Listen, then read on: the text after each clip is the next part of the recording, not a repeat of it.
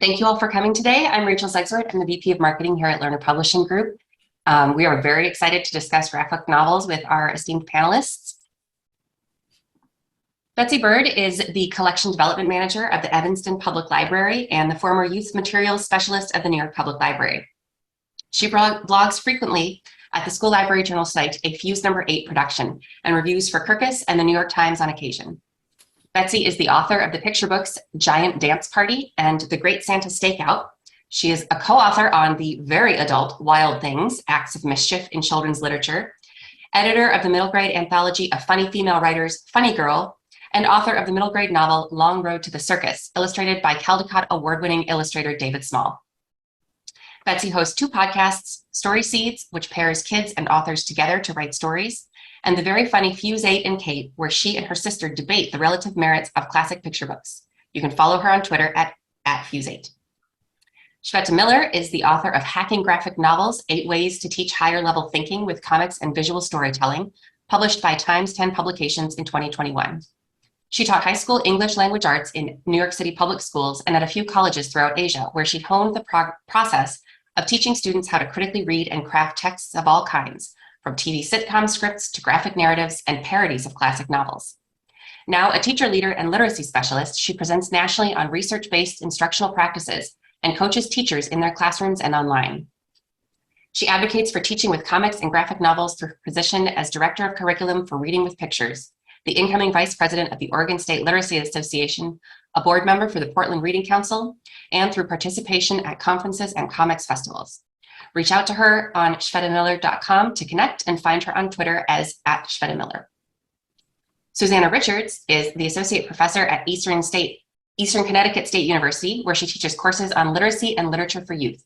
She's also a literacy and literature consultant who works with authors, illustrators, publishers, teachers, and librarians, and has presented at hundreds of international, national, state, local, and district conferences. She has been an advocate for all kinds of children's and young adult literature for more than 30 years, coordinating events, moderating panels, writing teacher guides, and connecting teachers, librarians, parents, and young people with books whenever possible. Follow her on Twitter and Instagram at @SussingOutBooks. Ted Anderson is a librarian, educator, and comics writer from Minnesota. His book, The Spy Who Raised Me, illustrated by Gianna Miola, was published by Learner Publishing Group's Graphic Universe imprint in 2021, where it was a Minnesota Book Award finalist. He has written licensed and creator-owned comics for multiple publishers, including Boom Studios, IDW Publishing, and Aftershock Comics. He lives in Minneapolis with several plants and 0 regrets, and to the best of his knowledge, he is not an internationally renowned spy. And our moderator, Greg Hunter, is the editorial director of Learner Publishing Group's Graphic Universe imprint, and the acquiring editor of multiple Eisner-nominated or star-reviewed graphic novels. He is based in Minneapolis, Minnesota. And with that, I will hand things over to Greg. All right, thank you, panelists and viewers both for joining us. Let's start today with a question that we could probably spend all hour talking about, and might. What is driving the popularity of graphic novels today?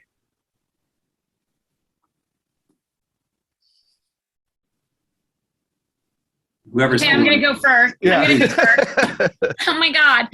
There's so many different things. The first place is it's part of the way the brain works. We are wired for visual images, and we know that cognitively and otherwise we've always been wired for visual images. So there's so much to enjoy about graphic novels in terms of visual images. It's also we're a stimulus-driven society. As the world has gotten smaller and both wider in terms of the internet and other things, we're just constantly looking at and evaluating the visual stimulus that we have. So the combination of text, captions, framing, and visuals is just an explosive way to gather information. And since graphic novels are a format, not a genre, as we all agree, then there is just an enormous, infinite amount of possibility with the graphic novel. And so I started and I'm done. No, it's good. And I'll just pick that up and say it's always been the case. We've always loved comics. I mean, there's never been a point where we haven't. The difference now is that more people who are in charge aren't poo-pooing them and writing books about how they're subverting the youth and turning them into juvenile delinquents. And then second, there's more of them. The publishers are actually finally beginning, I'm just going to say beginning to meet the need. Whereas 10 years ago, when I had a kids book club at New York Public Library, a girl would come in every week to the book club and be like, where are all the new comics this week? And I'll be like, oh, honey, no. So yeah, it's always been the case. It's also, I mean, they are starting to receive enough critical attention, critical in the academic sense, and a recognition of the fact that, yes, you can tell engaging narratives. Yes, you can engage students. Yes, you can create forums for critical thinking. You can engage the reader in all the same ways that you teach all these other lessons with comics, just as you can with prose. And in different ways. And of course, there are different tools that have to be applied to analyzing different media and so forth. But the fact that there is enough recognition that, like, oh yeah, you can do this and it can still be a very serious, worthy, in gigantic bleeding air quotes, they can be still a very, worthy area of study is also partly driving that. It's this recognition, oh yeah, comics can be smart now. Yeah. Yeah, and connected to that also with it, the explosion happening in schools is part of that difference. Like Betsy saying, we've always enjoyed comics and visual storytelling, but part of the difference is that it's being brought into these other spheres like education. And I think part of that is it's sort of corresponded with this increase in narratives about our students not being readers, about American students having these deficits in reading skills, and just more of this deficit mindset about things like this word gap that may or may not exist. And then that coupling with teachers actually seeing and librarians in schools actually seeing their kids piled up in front of the library aisle section with the comics and the graphic novels that the library media specialist at the district where I work with cannot keep up with the requests for manga series. That the manga in our school district is the one format that is consistently always checked out, the longest wait lists, and teachers seeing that in their independent reading corner, students are passing around the same torn up scholastic copies of Raina Telgemeier's books with the pages falling out. So I think there's this corresponding kind of jarring side-by-side narrative of our students don't read, and then what we're seeing in the classrooms, and then that kind of fusing together for this real drive and need to do what I think Ted was talking about, bring that heft and learning experience along with it. Well, it was only a matter of time, I think, till Raina Telgemeier came up. We managed to do it within the first 10 minutes. So I wanted to ask you all also, in terms of either personal favorites or graphic novels of obvious recent historical importance, which books really helped graphic novels gain acceptance in educator circles, and what was it about them that changed minds? March is one of the ones that I've seen has obviously, for a variety of reasons, gotten immensely popular. I mean, partly because it's about an extremely important figure in American democracy, and just the importance of that subject, and of course also the excellent execution of it, and all these other elements. I mean, that was a huge one. We have 30 copies of that sitting in the back room that are used by the 8th grade English ELA classes, because that's one where it's, you have this combination of extremely important subject and extremely well executed book that makes it really valuable in terms of recent vintage as a classroom text. Yeah, I just want. Oh, good. Oh, sorry, Betsy. It's interesting because we forget, like, literally it's almost 30 years ago that the graphic novel was on the cover of the New York Times Magazine and other things. And that talking about books like Mouse and Persepolis and The Watchmen and other things like that, which really were a little bit wider known than some of the manga, the DC Comics, the Marvel, and, some of the other things.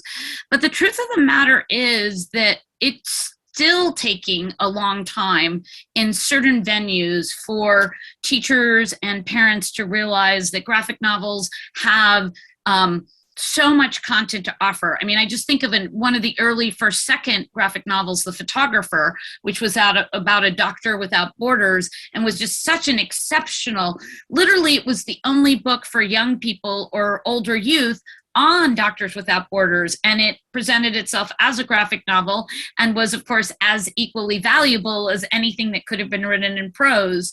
And so I think that's really important to think about the fact that for many of us, and those of us on this panel, we live with piles of incredibly heavy graphic novels where we know that they're so heavy because there's so much ink in them, and that but so many people in the general population haven't found the science comics or the history comics or the world civics comics, or they don't know that there's a Harper Alley or graphics or Toon books or other things like that. But of course, Raina did have a lot to do with changing parents' perceptions of graphic novels. Betsy has, New Kid in her hand. We had Jean's book win a Prince, and then we had Jerry Krauss' book win a Newbery, and I'm done.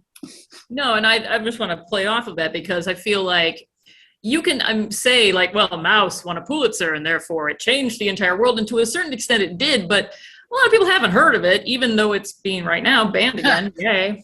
But I think it's different for each person who is won over to comics. People look at Dogman and they're like, Dogman's just a bunch of poop jokes. And like, no, man, Dogman's deep. It's got all sorts of emotional clarity, and it gets into like the nature of good and evil, but on like a personal level, it's just, it's really good. But you wouldn't know that from, it's about a dog and his head was sewed onto a cop. It's funny. But I think when you have books like The Arrival, for example, these are books that just completely can change your personal perception on it. And it helps when they win a big shiny awards to a certain extent. But again, it's an individual thing. Some people will never be convinced. And a little more historically, it only dates back to the 90s, but Jeff Smith's Bone was, of course, that was probably the first Scholastic, major acquisition of a comic that was an indie darling. Not darling, but it was an indie published book, and that was Scholastic suddenly deciding to, bring this into the mainstream and bring it into their book sales and color it. Yeah, the colored version. I still have the black and white version. I still have the brick black and white paperback. That's how I prefer to read it. Yeah. Those rain sequences, they work so much better in black and white. Anyway, but yeah, Bone was in recent vintage like the real progenitor of a lot of school comics in schools, simply because that was at your Scholastic Book Fair, and that got everything started, more or less. I think part of what, in terms of gaining acceptance in educator circles, like with the teachers and the professionals themselves, in terms of bringing it into instruction, was a combination of, I support teachers now with curriculum and lead district-wide curriculum adoptions, and we're constantly looking for things that check many boxes. If we're going to choose a text, it's got to do a lot of things for a lot of students. And so when, Persepolis and Mouse and March started popping up on syllabi all over, grade middle through high school and higher ed, it was things like, okay, I can teach content along with actual skills and standards with this one text. So, and then, they're approved by the gatekeeping communities. They are orderable. There are study guides that often come with them, curriculum materials and resources. So those were definitely kind of why they started to gain acceptance in educator circles, is that it's not always about, oh, well, this isn't high art, or this isn't what I, got into teaching for. I teach classics, or I teach Steinbeck. It's often like, okay, this is my job. It's very overwhelming. I have a lot to accomplish for a lot of students. What can I do that's really efficient and meets a lot of needs? And I'm supported with that. So I think, things like what Learner's doing and other big publishers and curriculum companies and state departments of education in terms of providing high quality resources and materials and training and webinars is what will continue to move that forward. Now, we definitely throughout the hour want to talk about the specific literacy skills that can be taught using graphic novels. But because there have been a few mentions already about the gatekeeping element and the fact that it is still an ongoing issue to an extent, I wanted to ask everyone also, where do educators still encounter non-believers in graphic novels? Whether that's parents or administrators? Where do you see this happening most often?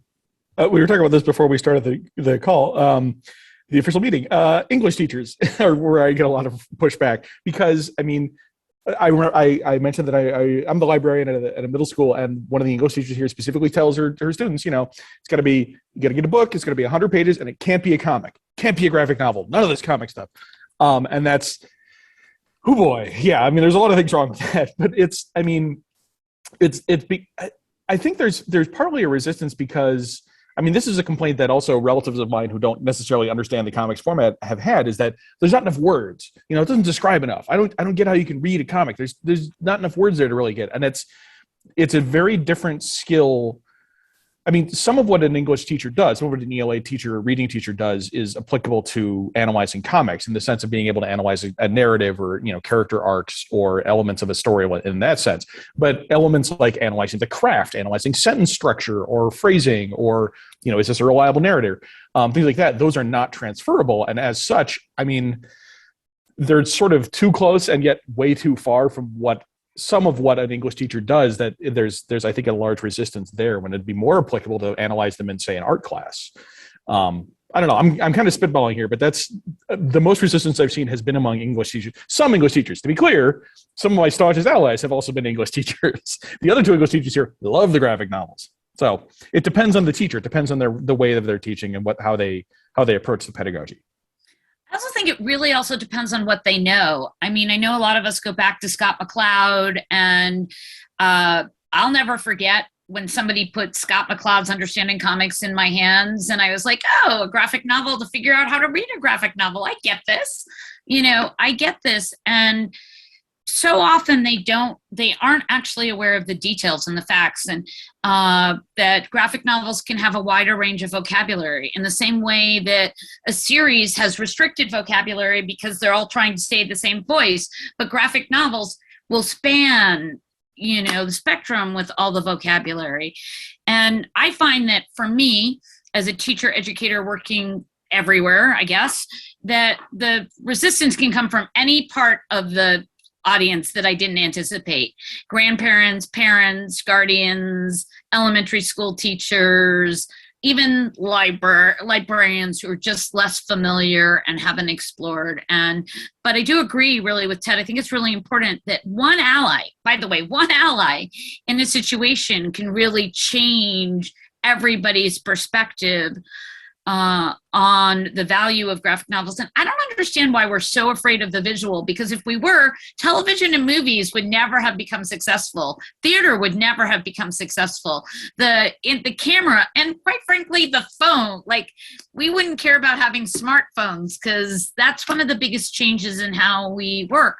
So why are we so afraid of visual images on so many levels, by the way? Well, but you just mentioned Scott McCloud, and he himself talks about this, and he has a wonderful example. He's like, look, we understand visuals are art. I go into a museum, I'm looking at a painting, that's art. We understand literature, written word, that is art. This is Moby Dick, it is art. Put the two together and it's not. I don't know what that is, but it's not art.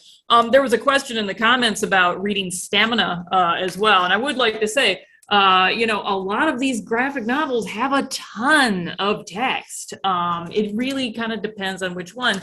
And I do feel like the more you read, even if there are pictures, that doesn't mean that your stamina, because if you watch a kid read graphic novel after graphic novel after graphic novel after graphic novel, just think about the word count that's going down there. The pictures don't detract. It's not like, oh, there's pictures there, therefore they're not reading the words. That is not what's going on.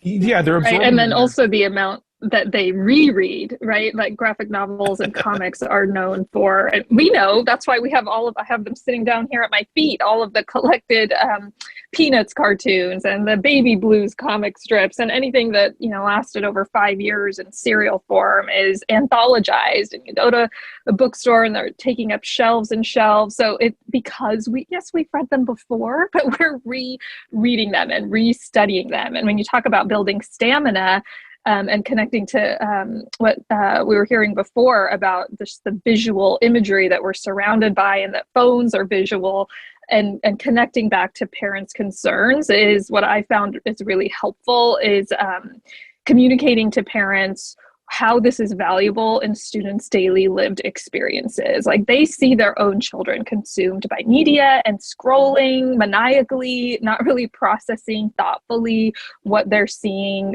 in visual form, and that this is one way to help them build the capacity and the stamina for intaking all of that visual stimulus, that they can actually control the pace of that through this medium and process it more thoughtfully, that we're teaching them questions to ask. We're helping them look very closely the way that we do close reading of text. We're doing that with visuals. We're considering what ifs. We're considering, what do we not see? What do we see that others don't see? How does who we are culturally and ethnically and racially and all of these ways influence what we are actually seeing and how we're making meaning of it? And so I think, whatever the concerns are, they're valid.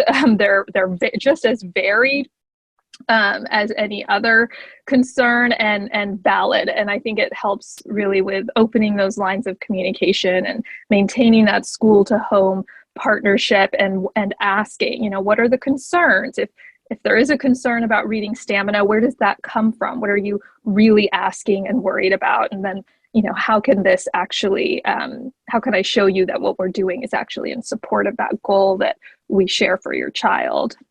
The irony of so much of this is it's, some of you are too young to remember, but for a long time, picture books, there was this whole idea that you would only read picture books up to this certain point. And there was also an idea about series books, and you were, any series book that you read was not acceptable, and that was less. We've gone through all these periods of time, really since the 1920s, where some kind of literature was not valued in an entire area, not just a specific book. So we're not talking about the banning and the censorship, because that's a whole other webinar extended. So I think all of these points are so valid, but it is about that perspective. It is about that perspective, and literally just doing something to say, hey, what if? Or I like to say, so what if? I mean, no child has ever gotten a disease or died as a result of reading a graphic novel, in the same way that you don't, if you read anything, you don't have a negative physical experience unless it's related to the mold. So, if we keep mold out of books, then we should just put books in the hands of kids. There's a phrase, I forget where I picked it up from first, but it's applicable to comics. I think it was about comics that I read it, but it's applicable to a lot of other new media too, which is that a lot of it, anytime there's a new medium or a new specific variation on that medium or new genre, it's seen as simultaneously harmless and harmful. That is to say, it's either frivolous and silly and completely unworthy of any sort of serious study, or corrupting our children and driving them to horrible acts and so forth. And comics was the victim of that. Comics has been the victim of that several times. Comics has been a victim of a moral panic, like 3 or 4 times now. But I mean, the same is true of video games, rap music, whatever other sort of new media panic you want to put in there. But it's either harmless or harmful, which means that there's no way to analyze it critically and dispassionately and realize, here are the things you can do with comics. And also there are some things you can't do with comics. I mean, there are limits on every medium that you can use when you're teaching in any format. So.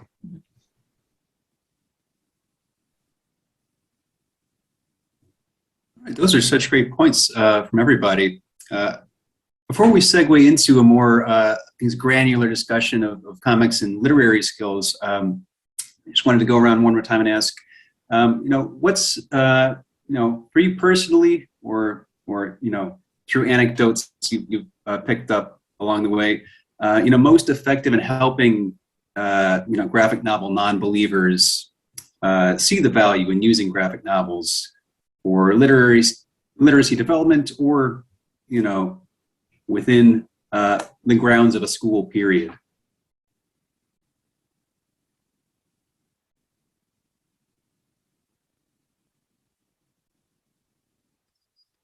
I have this exercise that my teachers do where they take a graphic novel and they type up the language from a graphic novel, and they take a prose text that has a similar idea, theme, or content and type it up, and then they compare, not knowing which is which, not knowing which and which, and then they often find that they're of equal or stronger value in terms of the vocabulary, the sentence structure, the point of view, the literary perspective, and other things. It's just a quick little thing when we're talking about it. The other thing that I think is super important in teacher education programs and librarian programs is to teach people how graphic novels work if they don't already know. And there's so many ways that you can do it. Shveta's got lots of good things in how she does this. There are just so many great ways that you can teach them the vocabulary, the difference between literal and inferential. Literally can often be a speech bubble versus a thinking bubble. That's literally how I teach literal and inferential comprehension skills. And boom, you get a few converters that you didn't even anticipate. You get a few that you didn't even anticipate. Well, and that was something that really shocked me when we have to remember there are people who simply either don't know how to read a graphic novel or have a great deal of difficulty in doing so because they didn't grow up with them. I worked with a woman at the library who really had a very difficult time, and would look at the graphic novel and be like, okay, so what do I read first, the pictures or the words? And for someone who had grown up with, every Karl Barks comic in the world at a 7-Eleven, this just blew my mind. Like, yes. So we have to kind of bear that in mind, that when people say there is no value to this, sometimes they simply can't read them themselves. This does happen too. Yeah, I think that speaks to really how uncomfortable people are with anything that is destabilizing, in any way. And then they feel that way as well for their children. And often teachers may feel that way for their charges, in their classroom. And I know a lot of teachers I've worked with, want to teach something they have full confidence in. And there's a lot of reasons for that and benefits to that. But simultaneously, we want to support teachers with modeling and experiencing that jarring and slightly uncomfortable discomfort around something that is unexpected, unpredicted, experimental to them, and to be vulnerable and brave at the same time with engaging with that work. And I found what tends to really turn that needle or make that turning point that you asked about earlier with non-believers, if that's what we're calling them, is just inviting them in to see, as soon as they see what work students are producing, what questions we're helping students ask of the visual storytelling that they're engaging with, then that's where you start to see a shift. Like, oh, my child is asking questions I've never asked of a visual before, or my student has skills and techniques to make meaning and process this visual page that I have never seen before. I don't remember learning when I was in high school, whereas a parent who's like, oh, you brought home Romeo and Juliet. I remember when I was reading that. And, you can easily connect to that, and you still have that very comforting feeling of being the authority or someone who knows about that or has something to offer your child. So it's that's always going to be a little bit discombobulating, but we want people to step into it and lean into it and welcome it and feel confident to be a little unconfident with it. Yeah, and just to play off of that a little bit, it just sort of remind me that there are comics that are covering topics that simply don't exist as prose. So if you can find me a whole bunch of menstruation parody, parity parity books for young people, go to it. But right now, this is all she wrote. I think that's just a really good point. There are so many things. I know I recently binge read and caught up on all the history comics from First Second, the Stonewall Riot one, the National Parks one, which I dreaded. I did not want to read the National Parks one because I thought, why am I reading the National Parks one? I learned so much, and it had such a good contemporary look at the questions and the considerations we should have about the national parks. And it's funny because Betsy and I often have some of the same things sitting here, and whether it's the World Civics comics and Undig, I think the other thing we really have to think about is so often we can make a topic accessible for an audience, either a highly able audience, a less able audience, or just any audience. The science comics on crows, I've read 2 books in my life on crows. One was the Scientist in the Field book on crows, and the other one was the science comics on crows. I now feel I can answer the basic Jeopardy question on crows. So I think one of the keys will be that we get a Jeopardy winner, and he, she, or they says that they studied for Jeopardy by only reading graphic novels. And I think that will be a really good moment. I studied for my AP US history test back in high school by reading Larry Goenick's Cartoon History of the United States. Yes. So like, yeah, Larry Goenick, can tell you, that's another really early example of a nonfiction comics guy who I would love to see more of his stuff be circulated, even though it's somewhat outdated by this point. Like, because that was Cartoon History of the Universe was the stuff I was reading back in high school, which was probably way too young for it. But anyway. I want to touch on something that we're seeing in the chat quite a bit, just because I think it's really relevant to this conversation about, not just gatekeepers, but what people have, alluded to with sometimes the gap between parent and child in terms of comfort and familiarity with a graphic novel, and how the popularity of manga factors into that. If a parent or an educator is making a good faith effort to understand the form, but also encounters, graphic novels that read left to right, and graphic novels that read right to left. What advice you'd give them, or if you've seen that confounding the process, even during those good faith efforts? I want to jump in with that one. I actually just recorded a webinar yesterday on manga, teaching with manga, for a group of librarians. I think it'll be live next Tuesday. I can maybe share the link in our resource guide, but we had a rich discussion on this yesterday, and how actually the idea that it reads in a reverse way is actually not as much of an impediment as we would think. Like, that doesn't actually have anything to do with the grammar of Japanese visual language that's really at play in a manga. That's quite different from the visual language that Western readers are used to with North American comics and European comics. So we talked a lot about that idea of Japanese visual language, and our manga readers, our students here in the US or North America, are bilingual visual language speakers. and there's a lot to really learn about the different choices that a manga creator is employing and experimenting with and using. And I think that might be more of the disconnect when a parent looks at the manga their child is reading. It's like, throws their hands up. There are things that aren't translatable immediately, like some of the iconic symbols don't have the same cultural meaning as they would here, where drops of sweat mean something very different. A bloody nose means like sexual interest and romantic arousal. So there are some things that you just sort of learn and become fluent with as you read more manga, the way that anyone learns a new language.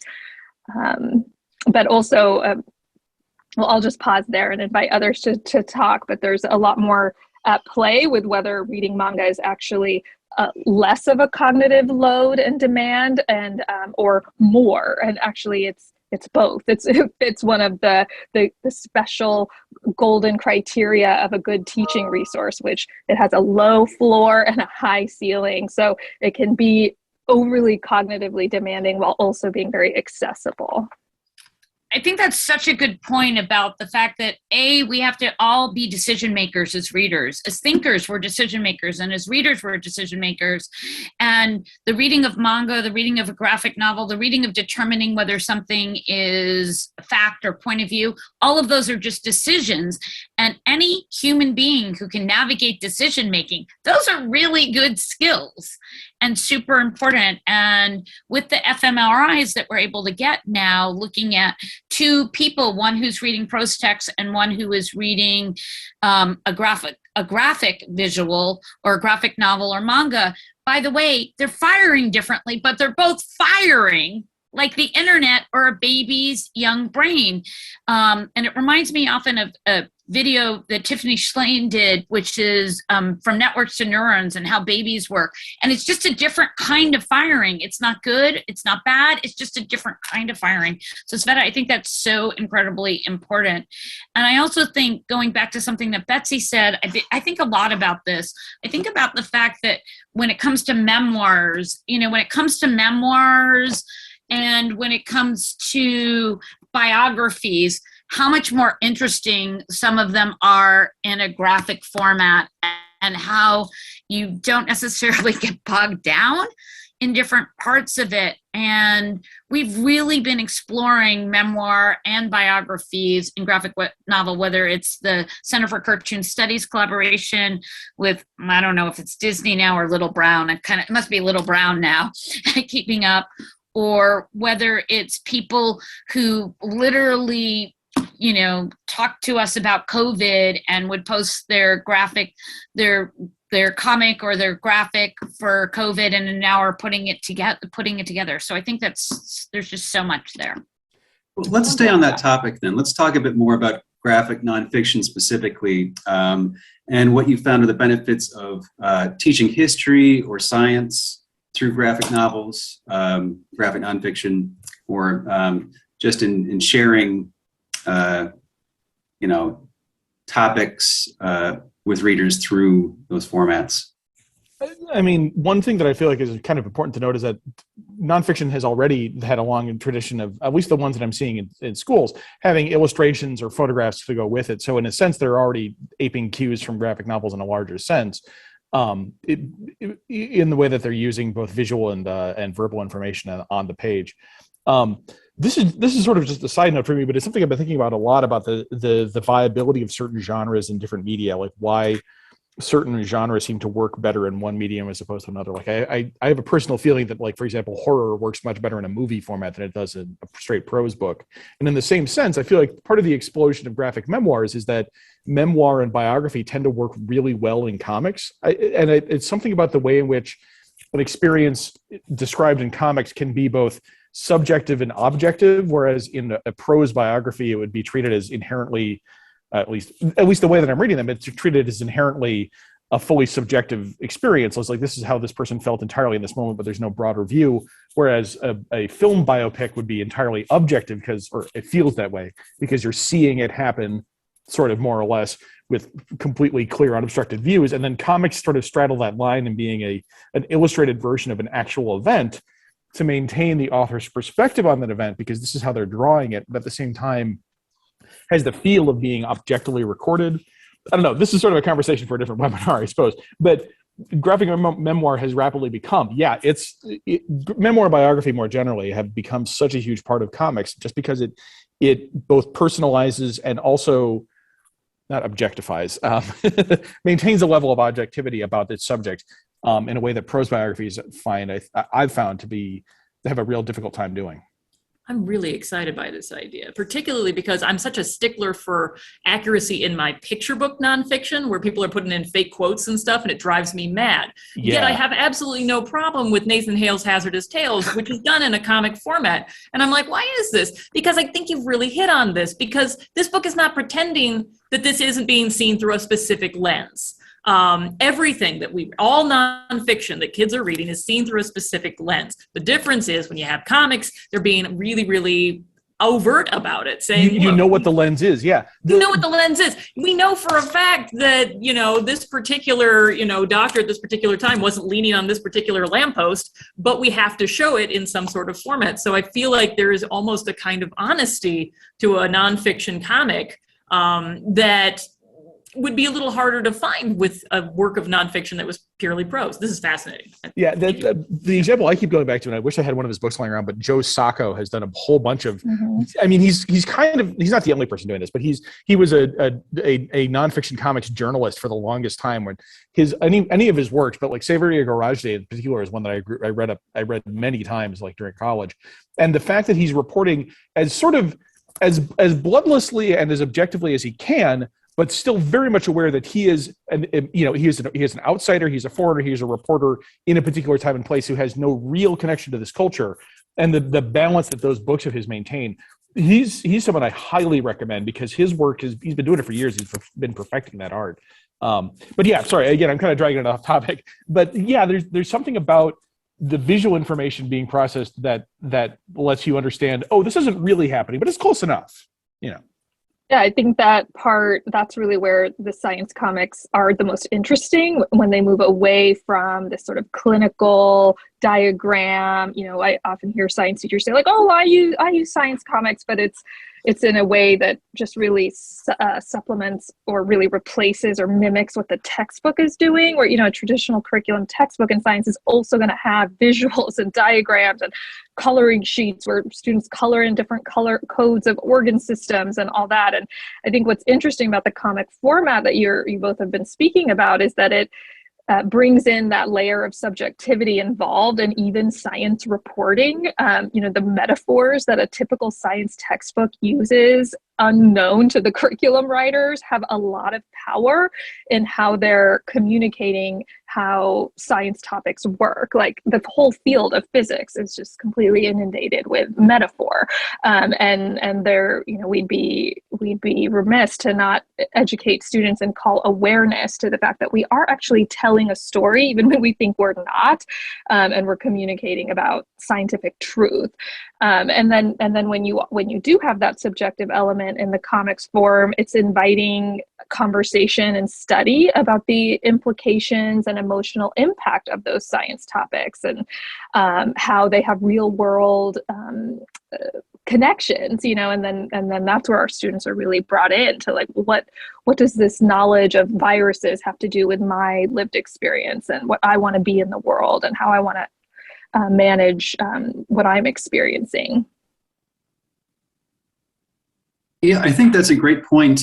And in its way, it's an answer to the comics skeptic who might say, you know, as soon as someone is drawing a sequence and, you know, claiming that it's nonfiction, they are creating a fiction. You know, it's a reminder that, you know, people are working in metaphor and bringing their subjectivity even to these other venues that are also theoretically, you know, neutral, omniscient, objective. Let's see, we've got about 15 minutes left altogether, and I want to make sure we get to some attendee questions. But first, let's touch a bit, as promised, on graphic novels and literary skills. For beginning readers, say, what literacy skills can be taught using graphic novels? All of them. I mean, it's really simple. We can go from phonological awareness, how sounds work in the reading aloud, to alphabetic principle, to fluency, vocabulary, and comprehension. I mean, the truth of the matter is, the material isn't the destination, it's the vehicle to the destination, and with a combination. So I would argue that there is nothing that cannot be done with the appropriate graphic novel. I just recently, Sergio Rougier has these I Can Read comics, and the second one is just out, Fish and Wave, and I was just looking at it and thinking how I was going to work with really young educators. So my panelists may disagree with me, but I think that there's nothing that can't be done.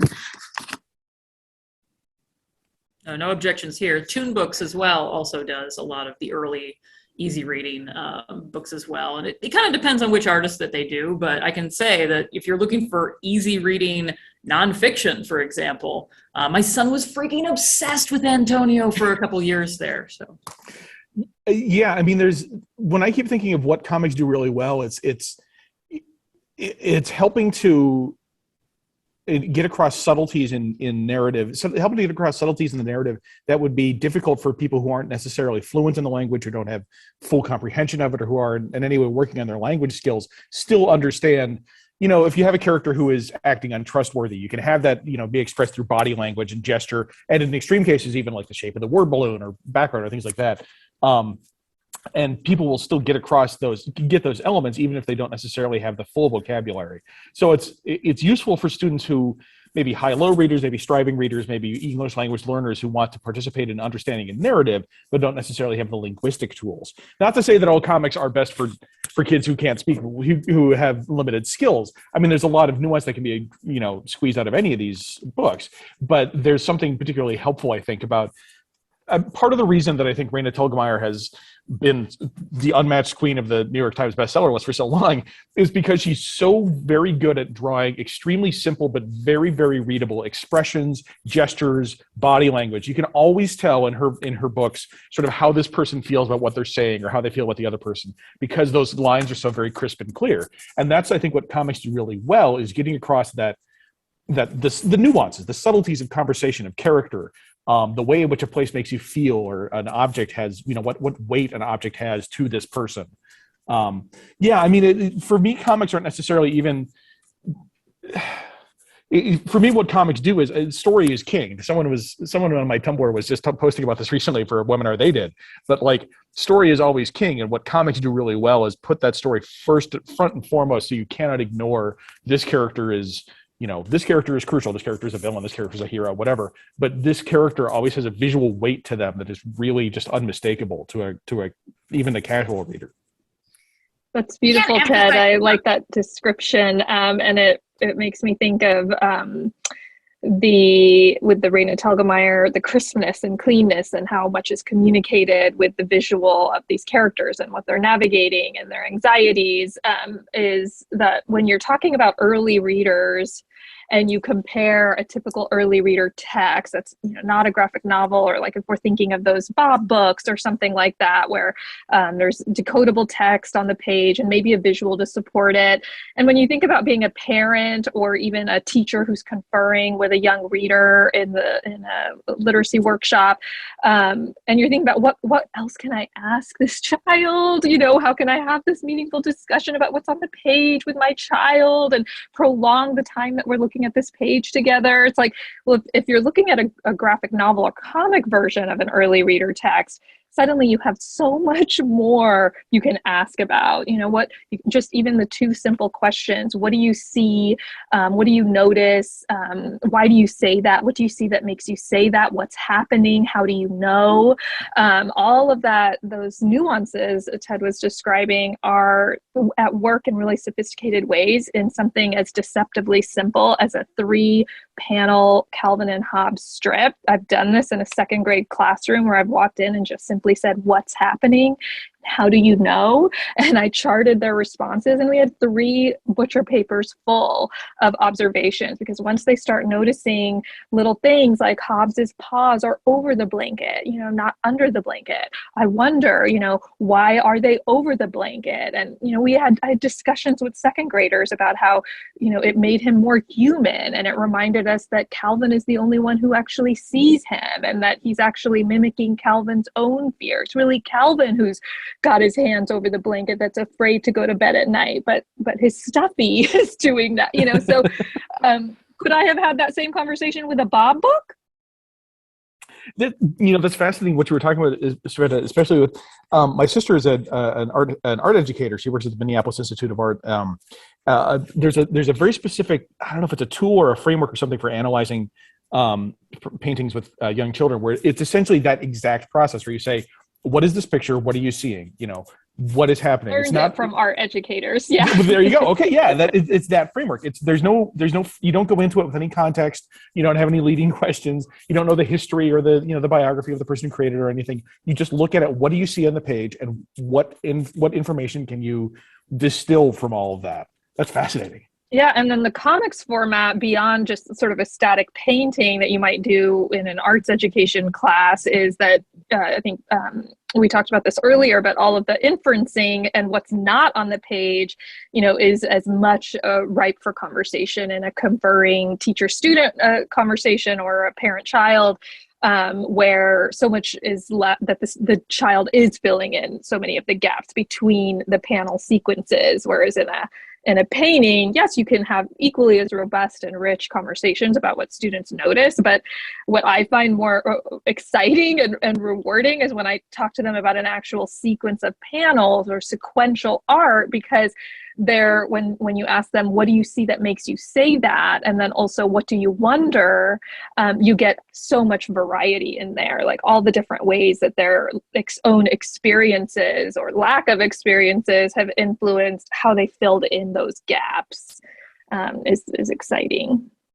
Yeah, I think those mentions of nuances, even in early readers' graphic novels, are so important. I'm trying to stay in my lane as moderator, but I'll mention quickly, a couple of times I've taught, a seminar on an introduction to graphic novels for interested children's book writers, an introduction to the real early nuts and bolts of graphic novel scripting. And one of the things I try to do is in a theoretical graphic novel script that has a caption describing a bear climbing up a tree, try and convey the difference between that caption and a drawing of the bear climbing that tree with ease, or the bear struggling to climb that tree, which I mentioned just as a way of saying fundamental, high literary value like irony, I think, can be conveyed very efficiently and very legibly, even in the simplest early reader graphic novel, in a way that I think is useful for literacy altogether. But I want to touch on the other end of the spectrum quickly, in terms of, what continues to be the curious place of graphic novels in schools and libraries in the classroom. Ted, a while ago, touched on the question of whether they're a better fit in an art class or an English class, which is, another hour entirely. But I am curious, I guess what you would say to the English teacher the 12th grade English teacher who, in deciding their reading list for a semester, if they're choosing between a teenager's introduction to Faulkner versus, whether or not to put a graphic novel on their list for that semester, how you would make that case if there are, still better venues for graphic novels in an educational environment, or whatever thoughts that generates in our last 5 minutes or so. Yeah, I want to respond by just saying that I found it more helpful in those conversations to move away from a structure of this or that, because then teachers always feel like there's some kind of loss or trade-off. Well, if I do that, then I can't do this, and this is important because, and I want, talking about what we said earlier, where teachers need things that are going to do a lot of things for a lot of students. And so I would introduce it more as, we also need to move away from this idea of having to teach a whole class novel all the way through. I taught 12th grade English for years, and I was doing that, the whole class novel. And while there's a lot of value, and for sure we should still do some of that, I wish that the first time I taught Persepolis in the classroom, I had just done excerpts. I wanted, and I write about this in my book, and different ways to incorporate graphic novels without feeling like you're losing out on some other thing, or not exposing kids to something you feel like they need to be exposed to, and just moving more towards wider exposure to everything. So teaching less and offering more, and using excerpts. The graphic novel and comics medium is so perfect for that, right? Because you have 3-panel comics, or you have a splash page that you could simply bring in to supplement or complement a study of a Faulkner short story, or enrich an understanding of that time period, or what was going on with a subpopulation and who's in the background of a Faulkner story. What else was happening in the South in that turn of the century? How were other people envisioning this historical event that is a pivotal part of a Faulkner plot? And so the graphic novel comics medium can really enhance the instruction that a teacher may already be doing with a text they're very comfortable and proud to teach. So that's one way to support those questions. I think it's also really, we forget that we can do things. I agree with everything that has been said, and think there's so many ways to go, but why is it that some kids don't read the prose first version of Long Way Down and some kids read the graphic novel? It's really in certain people at certain times under certain circumstances. There's absolutely no reason that kids can't read different texts, because as I always say, if we can't all agree on the 50 texts that every human being must read by his, her, or their 50th birthday, then there probably aren't 50 texts that we all have to read. So let's just let them read. Let's just let them read. But I also love this idea of supplementing, your Faulkner, whatever it is, with marginalized voices that are in comics now, that you wouldn't necessarily be seeing, books by Indigenous writers, who would not necessarily be on, the canon of what you were supposed to read, but then could supplement, and you could have these as well in the reading experience. I just think that's very interesting. We just have a few minutes left now. I'm seeing in the chat more than one request for graphic novel recommendations, especially for families or first-time readers. We will, of course, have a substantial reading list that we'll send out. But just in these last few minutes, since at least a couple of you folks brought hard copies to hold up to the camera, I'd welcome you to do that. And if there are any elevator pitches for favorites you'd particularly like to deliver, please feel welcome in these last few minutes. I want to make sure I get one title in. It's called, oh no, I'm blurred. It's called Here by Richard McGuire. And it's going to be, I wanted to bring it up so many different times, but I'm mesmerized by the titles that keep getting popping up so efficiently and expertly. But this one, because if I had to just say one, this is the one that I will hand over to a parent, to a young child, to a high school senior, to an educator who's been doing this for years, to someone new to teaching with comics or graphic novels. It's almost entirely wordless with some minimal text. It's a blend between a science comic, fiction. So really the idea in a nutshell is that he portrays one corner of a room in a house. That's the whole graphic novel, but he takes it through thousands, hundreds of thousands of years throughout the Earth's history. So you see that room in 1986. You see it in 2015 with that mid-century modern decor. You see it in 2215, where he's imagined this futuristic space that comes out of changes due to climate problems, climate change. And you see it in, thousands of years BC. You see just how so not only are you learning about how the earth and our relationship with it has evolved over time, but it brings in questions about population change, gentrification, architecture. How does the house itself change and evolve over these decades?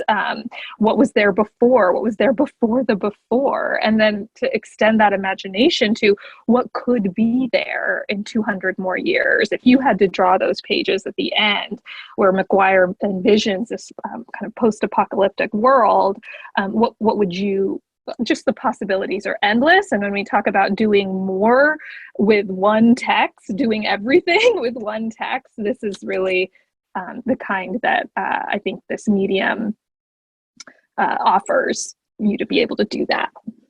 I want to really quick talk about two that are kind of on opposite ends of the spectrum. The first is a manga volume I just picked up on a whim just recently called My Brain is Different, which is like 9 short nonfiction chapters based off of the author interviewing people with developmental disorders, things like ADHD or depression, or who are on the autism spectrum. And also, like the first chapter is about the author themselves discovering, oh, I have adult ADHD that's never been diagnosed. And it's also kind of a look at the Japanese healthcare system and about how Japanese society, at least in this portrayal, responds to individuals who are not neurotypical. And it's extremely clear and crisp and well illustrated. It expresses a lot of emotion despite being very, very simple. And I've really been thoroughly enjoying it. On the opposite end of the spectrum, though, I really want to recommend Dungeon Critters by Natalie Reese and Sarah Gettner, because that has this incredible visual style. And if you want to talk about like, you know, exaggerated figures and how you can use the word balloons to convey emotion and, you know, like just layouts and everything, visually it's just a feast. It's incredibly good. And it would also be great for excerpts because it's also very chapter based. But yeah, those two are some of the favorite comics I've had this year. Great. Really fast, I love comics that completely upset the form. If you want something that's just bizarre, Mr. Invincible is fantastic. It's where the panels no longer, his superpower is that he is not bound by the panels, and so he can therefore defeat people by upsetting the very nature of the comic itself. It will blow your mind. Another mind blower, meanwhile, where it is maybe more of a math and physics book in some ways, but it's just so much fun. And it has so many possibilities because it has all these tabs that you can follow to different possibilities. It's like choose your own adventure if choose your own adventure was about physics. I'm just like nuts over kind of everything. But I have to say lately I've been having a lot of fun with things like the World Citizen comics where families are reading and discussing it of all ages.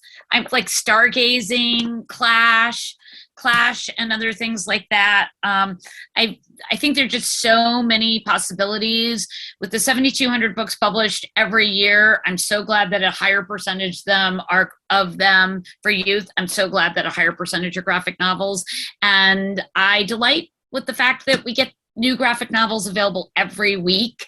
And so whether they're for 3-year-olds or 103 or 113-year-olds, there's so many different things. And I think the fall is looking really, really exciting for some new titles, but there are some great old ones as well. All right. Thank you, everyone. We're at time. I'll just reiterate for our attendees.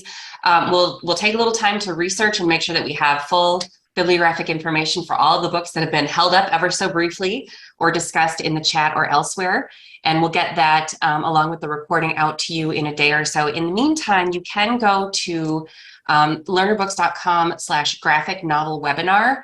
And we already have a book list posted there for everything that was submitted ahead of time, either by panelists or by the folks who registered to attend the webinar. So there's a lot of books there already, 60 or so, but we'll have more and we'll send that out maybe tomorrow, maybe at the beginning of next week, depending on how quick we get through this research. I just want to say thank you again so much to our panelists for this really great discussion. I hope you all enjoyed it as much as I did. I've been frantically ordering books from my library as we've been going along, and thank you so much for your time. Have a great rest of your day.